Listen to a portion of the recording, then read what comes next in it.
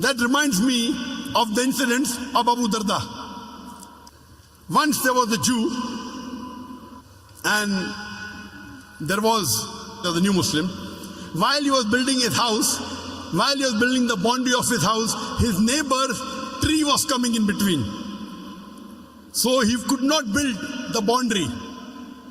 So the Prophet told the neighbor that, give this tree to him, I will give you a tree in Jannah. He said no. He refused. So Abu Darda heard of this, and Abu Darda had the biggest garden of dates in Medina. The biggest and the best garden of dates in Medina.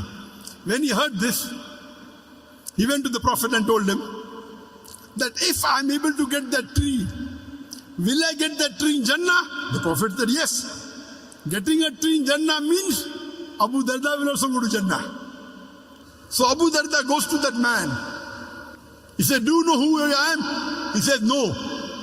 He said, I am Abu Darda. Ah, of course I know you. You have the best and the biggest gardens of dates in Medina.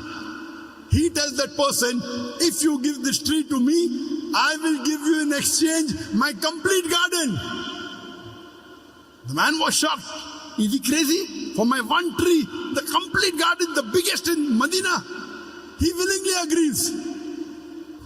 Abu Darda comes back to the farm and tells his wife, today I have struck a very good deal. What is it?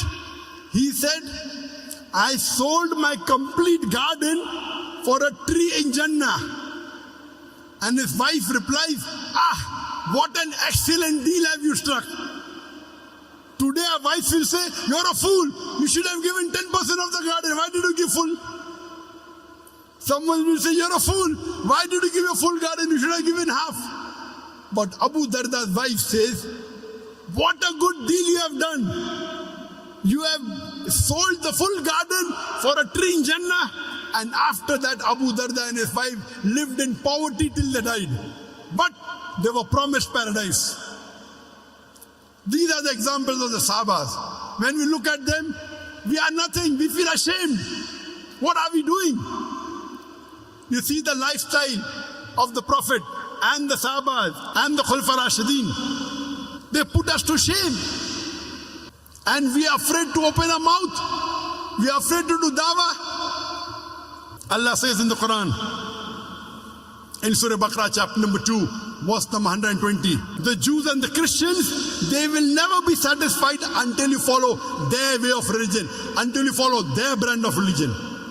Allah is saying in Surah Baqarah chapter 2, verse number 120, you know, we try and impress the Westerners, our non-Muslims. Okay, fine, try to make them happy. Allah says, the Jews and the Christians, they will never be satisfied unless you become a Jew or a Christian.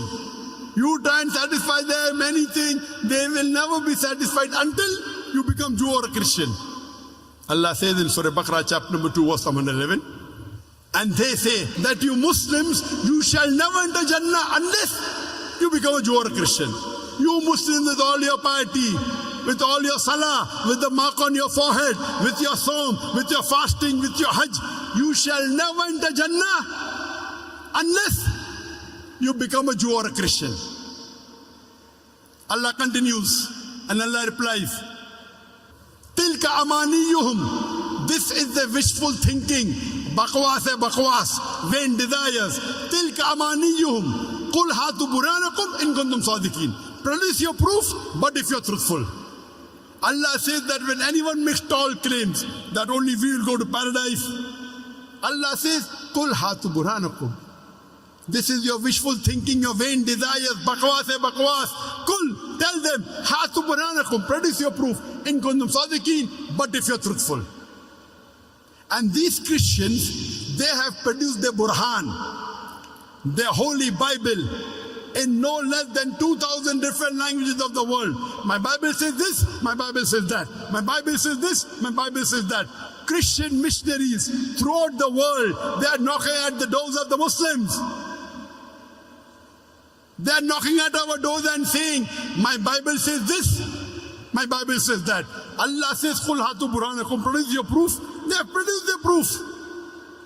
They have produced their proof, the Bible, in no less than 2,000 different languages of the world. And they go on knocking at the doors of the Muslims. My Bible says this, my Bible says that. My Bible says this, my Bible says that. What do we have to do?